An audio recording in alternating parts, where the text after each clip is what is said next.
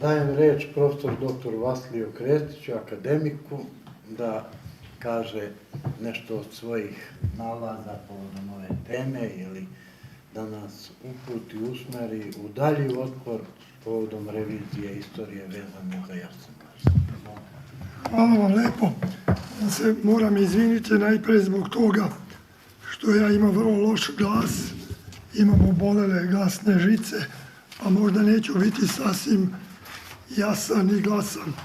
I u posljednje vreme izbjegavam i da se pojavljuje zbog toga, jer me preostaje da se borim perom i da pišem.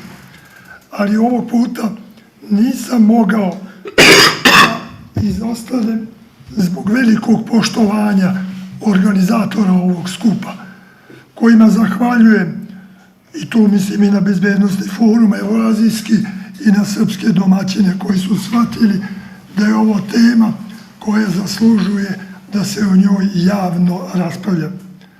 I ne samo što mislim da je to dobro što su oni učinili, mislim da bi bilo dobro da to učine i mnoge druge srpske patriotske organizacije. Jer ovo što nam se događa i kako nam se događa ni malo nije dobro i mislim da može da bude pogubno. Već ste to čuli, evo, našto iz završnih reči gospodina Rejića, čemu se još može mnogo šta dodati.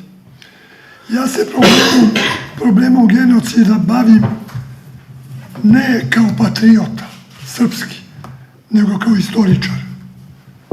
I to se bavim od onog trenutka kada sam duboko ušao u historiografske probleme Srba u Hrvatskoj, hrvatske istorije i Srba u celini.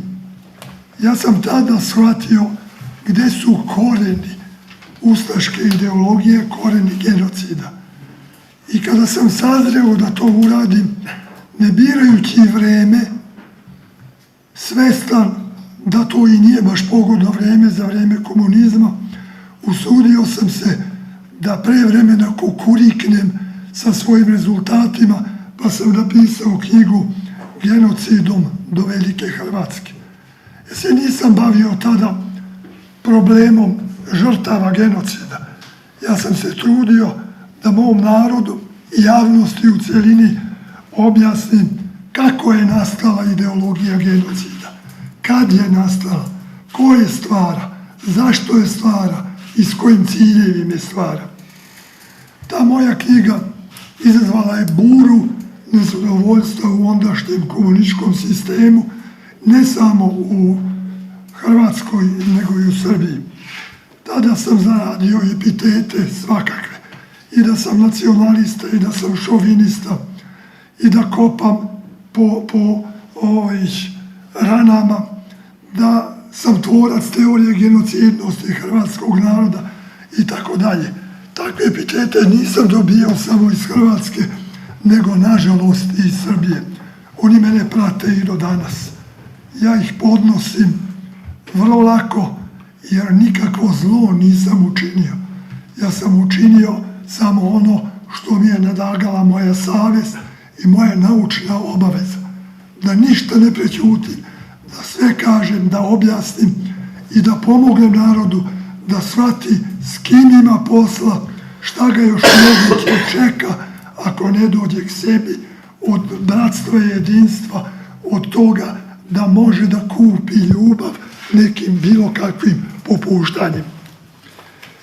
Sad šta se događa, vidite, za vreme komunizma morali ste se držati tačno onih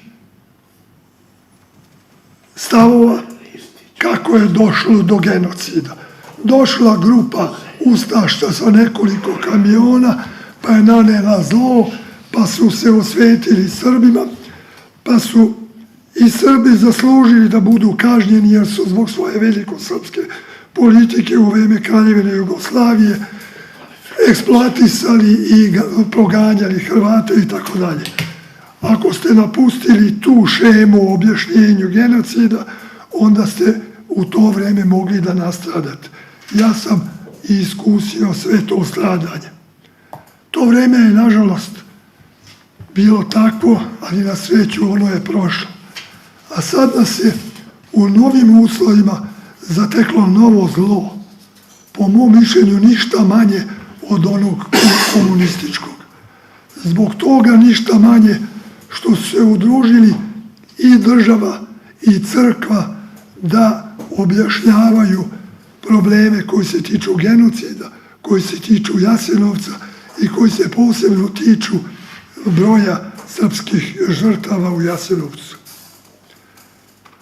Ja nemam nameru da napadam instituciju crkve, pa instituciju patrijarha. Ja nisam vernik bigota, ali jesam vernik. Jesam pravoslavne vere i od toga ne odstupam i kao istoričar znam koje su sve vrednosti crkve i šta je ona učinila za srpski narod, za srpsku državnost u celini.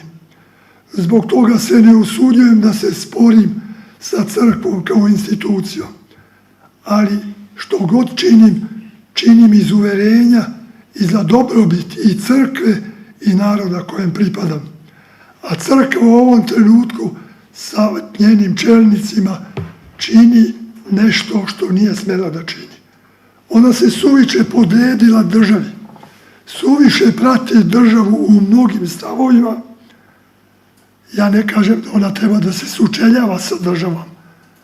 Ona mora da je prati, ona mora da je podržava, ali ne u svemu. Ona mora da ima svoj stav o mnogim pitanjima. A sve više dobijam utisak i stičem činjenice iz kojih vidim da država slepo zloupotrebljava, a crkva se predaje takvoj državi koja i nju samo zloupotrebljava. Ne znam da li ste zapazili vi, kolega Reljiću, koji ste čitali taj intervju Ćulibrkov dat u listu Globus hrvatskom, gde je on izjavio da je 2021. godine sastali su se predsjednik Vučić, patrijarh Porfirije, vladika Jovan Ćulibrk i sadašnji direktor Muzeja žrtava genocida. I tu su odlučili zajednički da podrže rad Muzeja žrtava genocida i njegova nastojanja koja su i dotle bila takva kakva su i u tom trenutku.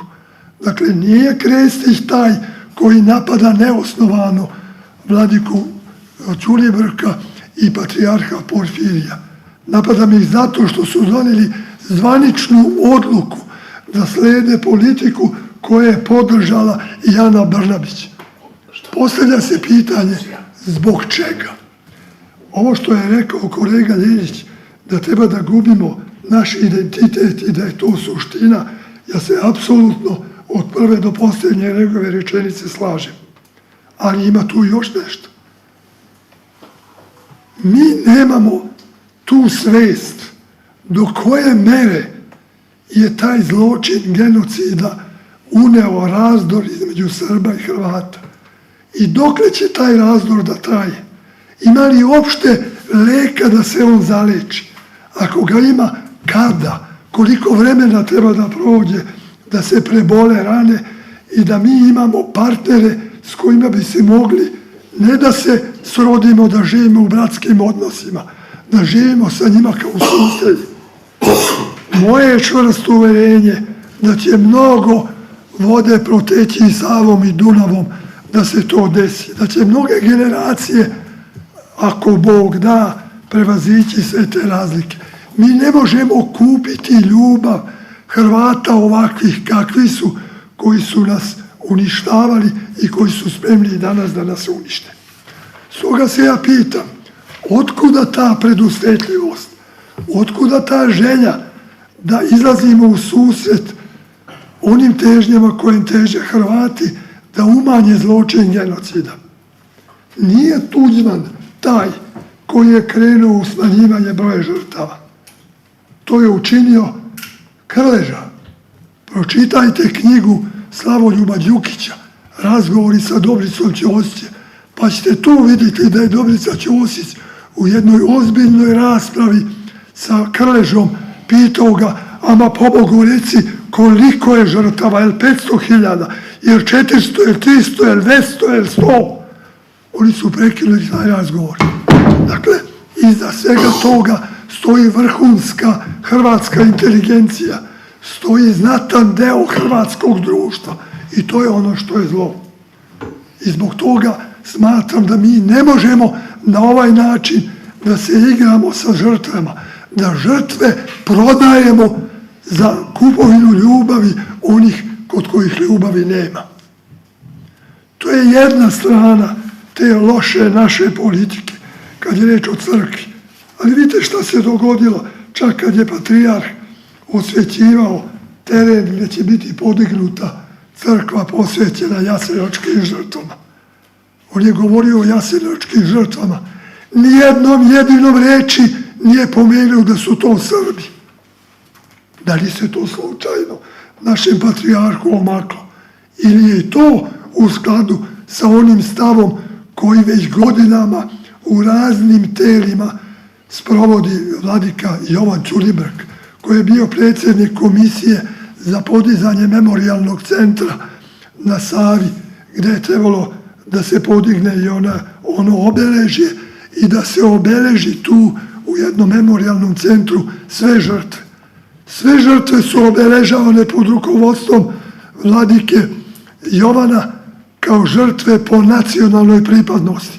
Jevreji kao Jevreji, Romi kao Romi, a Srbi su bili žrtve fašizma bez nacionalnog imena. Tako je doneta odluka to, a oni koji se zalagali da se i Srbi pomenu tu, vladika Ćulibrk je žestoko kritikovao i nije to dozvoljavao i prosto ih je isterivao iz te komisije. Vladika Ćulibrk je jedno zlo koje je on doneo sa svojih studija iz Izraela.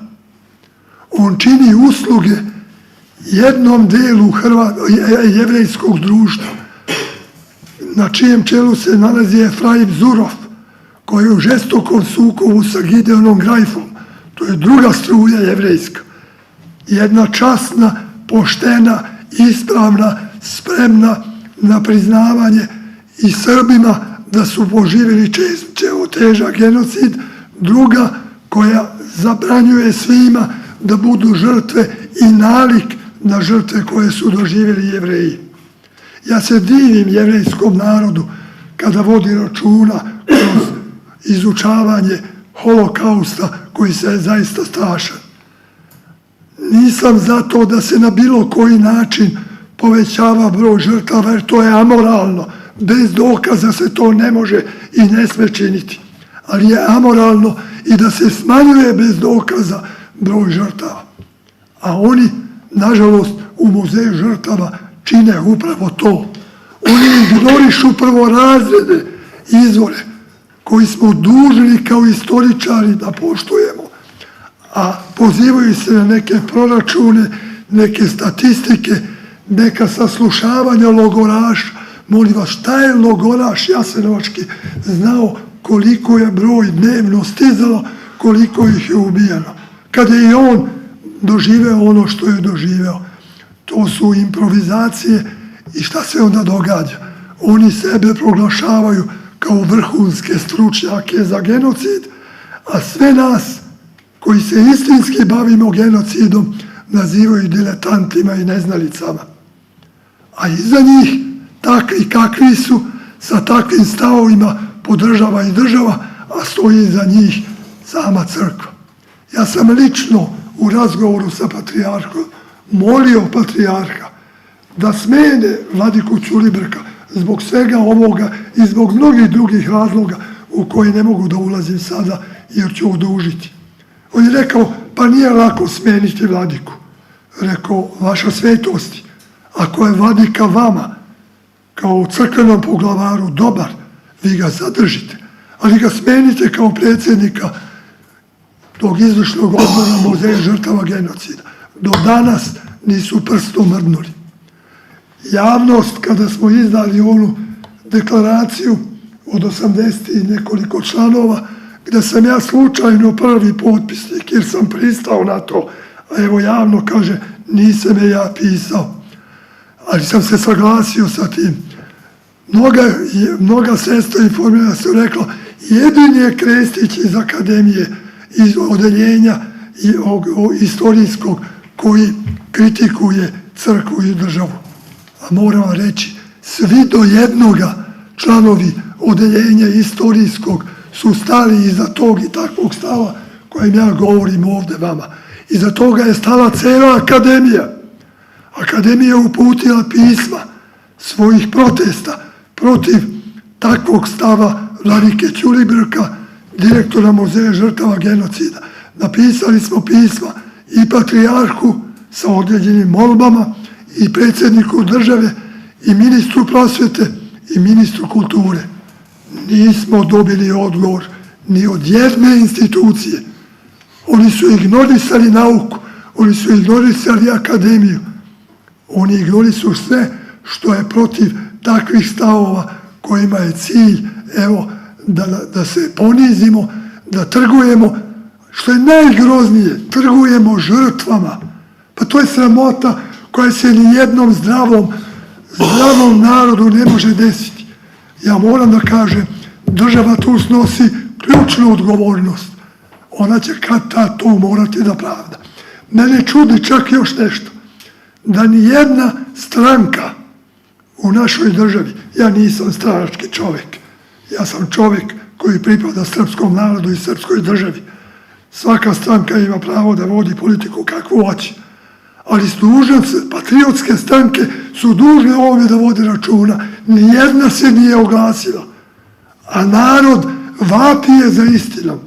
Narod želi da zna šta je sa tim žrtava, koliko je tih žrtava, a država nam ne da. Država nije dozvolila da Skupština donese dan kada će biti obeležen dan genocida, dan pokolja nad Srbima. 3 puta je stavljeno to na glasanje, nije dozvoljeno. Predsjednik Vučić je nekoliko puta nazad nekoliko godina obećavao da će pobići memorijalni centar. Diže stadione, a ne podiže memorijalni centar. Stadione diže zbog glasača. Navijači su glasači, a žrtve ne mogu da glasaju. I zato nemamo memorijalnog centra. I nećemo ga ni imati. Iako su u jednog trenutku i same vlade pozvali i pitali da li hoću da budem član upravnog odbora budućeg memorijalnog centra. Ja sam rekao, meni to pripada, hoću. Do danas ništa. I neće ni biti. Neće ni biti. Dakle, šta da vam kažem? Tuga je ovo. Nije teško konstatovati koliki je broj žrtava, ali nije ni bitno da dođemo do tog broja. Ona komisija koju je pomenuo kolega Pršić, koja je 1946. ušla u logor, koja nije imala ni jednog Srbina u toj komisiji, nego su bili Hrvati i Jevreji, konstatovala je da je u logoru u Jasenovcu nastradalo najmanje između 500 i 600 hiljada. Ta komisija je to izjavila javno i napisala. To naša država ne priznaje. I taj dokaz ne uzima u obzir. On za nju nije relevantan. Josip Broz, koji nije morao da bude i nije bio Srbima naklonjen, naprotiv, nije ih ni voleo, on je to u mnogim slučajima dokazao. Kada je Hrvatska biskupska konferencija 1946. ustala u odbranu Stepinca, on je javno pred celim narodom Jugoslavije govorio: sad se bune ti katolici. A u ono vrijeme rata, kad je stradalo 500-600 hiljada Srba žrtava, nisu dizali svoj glas. I to niko iz Muzeja žrtava genocida ne uzima kao dokaz. Pa nije valjda Josip Broz namicao Srbima te brojeve. Nisu valjda nemački oficiri koji su bili ovde volili više Srbe nego Hrvate, da su im namicali te cifre koje mi danas ignorišemo preko Muzeja žrtava. I šta je još najgore? Država u toj meri slepo podržava ove ljude iz muzeja žrtava, da je počela već da vuče u svoje redove školsku decu, da im drži časove o genocidu. Direktor muzeja, Dejan Ristić, je javno rekao, kada je bio kod prethodnog ministra prosvete Branka Ružića, da diplomirani istoričari sa fakultetskom diplomom ne znaju šta je genocid, pa treba na posebnim seminarima muzej žrtava da im organizuje predavanje o tome. To se ovih dana događa. I šta se dogodilo? Grupa istoričara koji su uvrijeđeni tim što je on kao diplomirani istoričar uvredio kolege da oni ne znaju šta je genocid, a on i oni koji rade u tom muzeju treba da im drže predavanja. Napustili su te seminare. Neće da slušaju takve kakvi su danas u tom muzeju. Tu vidite na kojim stramputicama ide i kako ćemo vaspitati omladinu da bismo izgubili identitet. A oni to rade sve otvorenije, sve osmišljenije uz pomoć države i uz pomoć našeg vrha pravoslavne crkve. Žao mi je što ovo govorim. Ne želim da vređam nikog. Želim instituciju crkve svi da poštujemo u određenoj mjeri. Ko je vernik, neka veruje. Ko je ateista, neka bude ateista. Ali crkva zaslužuje poštovanje. Ja ponavljam, ja je poštujem, ali moram da kažem ovo, da se ne slažem se ni s tim šta je učinio naš patrijarh kada je u nekoliko navrata rekao da bi iz hrišćanskih pobuda koje ja razumem, ali ne razumem iz političkih razloga, da se molimo za žrtve, ne za žrtve, nego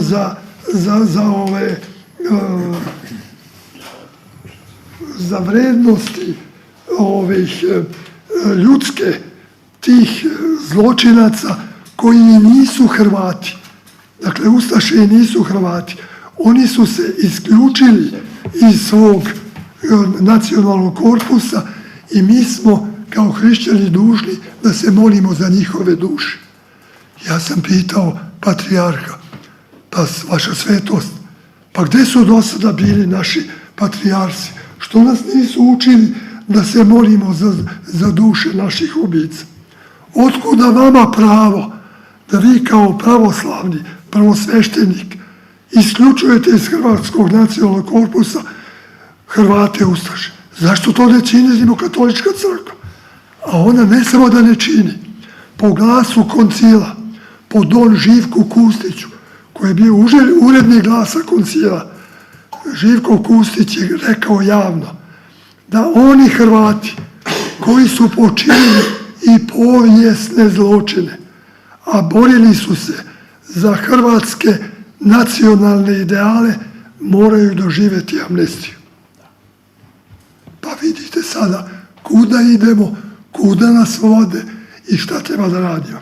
Stoga bih ja voleo kad bih ovakvih udruženja, kako danas organizuje ovaj skup, bilo sve više i kada bi se naše organizacije političke uključile u sve ovo, mi bismo morali da ih zaustavimo, da im otvorimo oči ako je to ikako moguće i da ne dozvolimo da se čini ovo što se čini sa žrtvama Jasenovca. Ako to ne učinimo, zlo nam sleduje. Hvala.